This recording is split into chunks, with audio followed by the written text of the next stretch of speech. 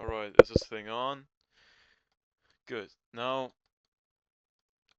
my analysis on the charts for today. I was trading. I was about to maybe take a trade on the NASDAQ, but I decided not to do it. And we see with the price was shooting up very aggressively, and this doesn't come from anywhere.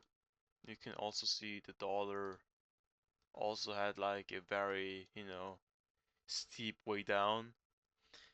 So yeah, let's go through it. Now today on gold, well, I kind of have to be fair enough. Like I was bullish, but I still wanted to see a retracement and then to, ride this wave of the retracement by going down because on the 4 hour we had here very like big farewell gap and it kind of would have fitted perfectly, watching here price, right? Perhaps getting a sweep after, the New York session open. But actually, it did the opposite thing. So, yeah, high time frame. On the low time frame, there isn't too much to say. Now, when we move to the Nasdaq, I was a bit kind of, fighting about it because I kind of learned certain things today. Well, no, recently I learned something new like how it actually works. And the thing is, when I learn something new, which like overall fundamentally is something I already practice, but it's only a bit of a different perspective because it's like a different, let's say, a strategy, concept, whatever. Then I'm a bit like careful because I don't go full into it because it's my money which is on the line. So I kind of have to get used to it and also have like a bit of proof of concept. But again, fundamentally, this new strategy, concept, whatever, is pretty much the same thing I've been doing all the time, just a bit another new perspective. So, yeah, the NASDAQ, what we've done in NASDAQ, I generally start to kind of like the NASDAQ. Um, so I don't go. I want to go to the overlook of this next week. So we just go through the day. So fuck this for now. On the 4 hour, we saw, price was going heavily down, but up, but also don't. I remember we have here a farewell gap on the 4 hour. Now, yeah, fairly enough, it's a very, let's say, unsexy farewell gap because it's like literally at the edge of the candle, but it's still technically a farewell gap because when you zoom in very, very closely, it's a wick and not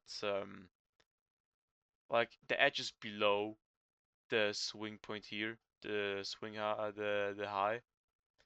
So yeah, so this costed like I wouldn't say costed, but this was like the confirmation for price to go down, right? With your closure, technically change of character, but fuck it. But now the thing is, it's I want to see a retracement. So that's the reason why I want the price to see to go up. Now was going up, I felt like perhaps it's like not enough. So back to the 1 hour. Or actually, no, I was kind of right. Oh yeah, now I remember what my concern was. My concern was I wanted to see a retracement. Yeah, that's correct. That's true. But my problem was we had here a sweep on the 1 hour. We have here a swing high, but fairly enough, it's like a very, unsteady swing high. Like the swing point is not as strong, let's say, or as clean as this one or this one, because it's like in the middle of the consolidation. But a bit the problem is, I think it's like too much me being me. That it's also an Asian high. But again, I kind of forgot that point a bit. Even so, it is an Asian session high, it's still like in a bearish consolidation phase, so it's not vaguely as strong as if this, at this Asian low, which is also very strong um swing point. So yeah, a swing low, I think it's called the other term anyway. Just a swing point, just a strong swing point. So yeah, this means I was also vaguely bearish because on a broader perspective on the time frame for the retracement. So when we go to the 5 minutes, we see here what it was kind of moving. The entry is here pretty convicting because we have here some sort of support, right? But what is more interesting to me, I mean, yeah, we have here technically a sweep, but it's still like moving in the range, right? And we don't really get like bearish for value gaps. And also when I look on the 50 minutes to it, it also suits very perfectly because we have here another fair value gap on the 50 minutes. Yeah, we can say it got played out by that, but it's still like kind of just removing the potential to go further to the downside. And with this final straw here, this was like I was actually about to think to join off here because this was like for me the final straw. Okay, this liquidity sweep to enter off, but again, my problem was a bit that was before the New York session open, and I was kind of afraid of the 10 a.m. manipulation, but perhaps I was like a bit missing, let's say the gut feeling. Like I wouldn't say per se the gut feeling, but the thing is, I just recently got more aware of the 10 a.m. manipulation. On other words, I got more sensitive about it. To not only solely enter what looks good, it's rather more okay. Now I kind of see the bigger picture. I know there's like a very common behavior in the markets, and right now maybe I think, oh yeah, it's a good time to enter off, but I know at this point I genuinely know better. I got the expertise and I also saw how you can do it the right way. Even like regardless if you use the manipulation to your favor or not. So yeah, but in this scenario it's also a bit, kind of the lower lows, and also when I'll look at this. Okay, never mind. It wasn't a sweep of this low. And also, what I kind of could have used as an argument, this is a clean swing low, like a swing point, because it's not like something. Let's say it in brackets as this one, because it's just like here straightforward, down, up, clean, wick, swing point, a low. So yeah, and it got swept. And also, there's like enough time apart, and there's no news, or at least there was no planned macroeconomic news expected. So yeah. So I was about to enter off, but because I just recently was also, having this into my mind with this new concept, I was a bit more careful, so it's okay. Because then I get used to it, because then I remember, okay, it's basically the same shit as before, just different perspective slightly. So I'm good with that. Because I know this shit's to make money. I'm I'm I'm I'm stilling the waters in my head. Like turning down the volume of the noise and just getting back and good at it. So again, no trade opportunity on gold, like genuinely not a single one. The first time I saw this when I was about to enter, so all like, oh look here, a sweep of Asia highs. Oh, but then I remembered, dude, I'm using my head. It's not like I'm using my dick and I'm about to fuck. I'm using my head. Read the room, like in other words, read the charts, the high time frame. So yeah, not touching it, and oh yeah, I was right, because I'm learning from my mistakes, and I also know what I have to leverage, because I'm already 1 year, like exactly, no, a bit more than a year and 1 to 3 months in this game, and I was going through many things. I have the confidence to say I have the expertise. Like pretty much at this point, I have like everything necessary at most now to make money of it. I mean, I made it on Monday, and I also could have done today, but it's okay because yeah, fuck it, I just mentioned it. So now, why was the price going up like that? Now, it's pretty simple. Today, spontaneously, as always, in the middle, like in the middle of a trading day, intraday trading day, and also in literally early New York session open, there just came a news where they say they're going to double the buybacks of bonds. Now, why does this cause this push to the upside? Well, vice versa, because it caused dollar to go down, and with the CFDs, it's like one asset against the other one, like buying with this and then selling with buying with X and then selling with Y. And if Y is going to get cheaper, then X is going to rise up. Makes kind of sense, right? So, it's like vice versa in that case. And why did the dollar go down? The dollar index, the dollar itself? Well, the thing is, US bonds is typically the US is taking a loan and they're having like some sort of, let's say, a promise on a paper, like let's say a contract, where they say, look, we are going to lend X amount of money, and Y amount you will get yearly back as a guarantee, and also some form to make it attractive to take a loan until we pay the full loan amount back. So that's why so many are like interested, like to hold bonds, because when you have like a contract for 20 to 30 years until you have then by then paid the whole amount back, you're getting 20 to 30 years worth of yields, and that's what's attractive, And that's also one important thing to mention. I'm actually teaching you how bonds and yields work, okay? So when they are creating a bond, when they are taking a loan and creating a bond with that, the yield is not a percentage, how it typically is with, taking debt and loans, like with the Federal Reserve lending money to commercial banks, etc., because this is like is a percentage.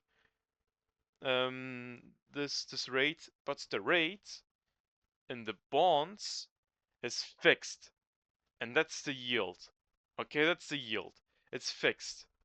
So this means when you getting the loan and somebody is buying the debt from the US, like this debt contract is buying it for less money than it was originally, then they're actually making money, because depends how much this contract is running for. They're getting more money because they bought it for less, but the yield, like the rate, the yield in that case, is a fixed amount. Now, when the US is buying all their yields, all their bonds back, this means they're buying more for it, because typically when you are holding bonds, the only reason you are like buying it as a foreign investor is it is because attractive because of the yields. When you're getting the loan, right, amount X, like they're going to give you this money, this one by one back, and I don't know how many decades, but they still over all these years they're getting I don't know how many yields, like this fixated rate. Then they're making a profit on it. But when the US comes, like I don't know, 2 decades earlier than three, and says, "Hey, we want to buy them back, but we're paying more for them because otherwise it wouldn't be interesting for you to sell them to us," and they're buying the bonds back. This means that also, because they're paying more for it, bonds are getting more expensive. And more expensive bonds means the yield is going to be less. Why? Because it's a fixated amount and not per percentage. Because if it would be per percentage amount, a rate, then they would make more money with the yields. But because that is a fixated amount, they are making less money on the long time, because of course the bond is more expensive. So this means foreign investors think, okay, it's not worth it anymore. I'm going to retrieve my US dollars and going to change it in my origin currency.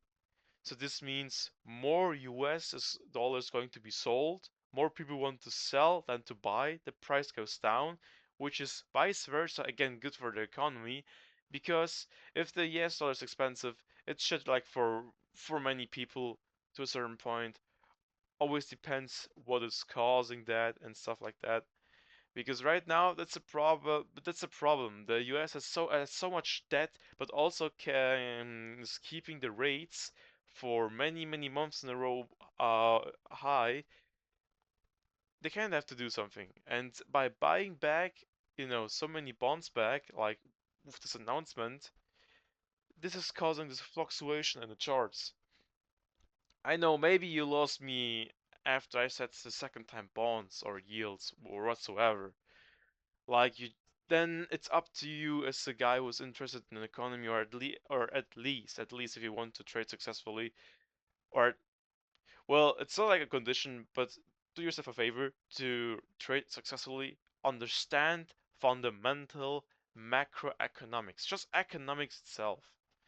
So yeah, that's the reason why the Nasdaq and gold was going up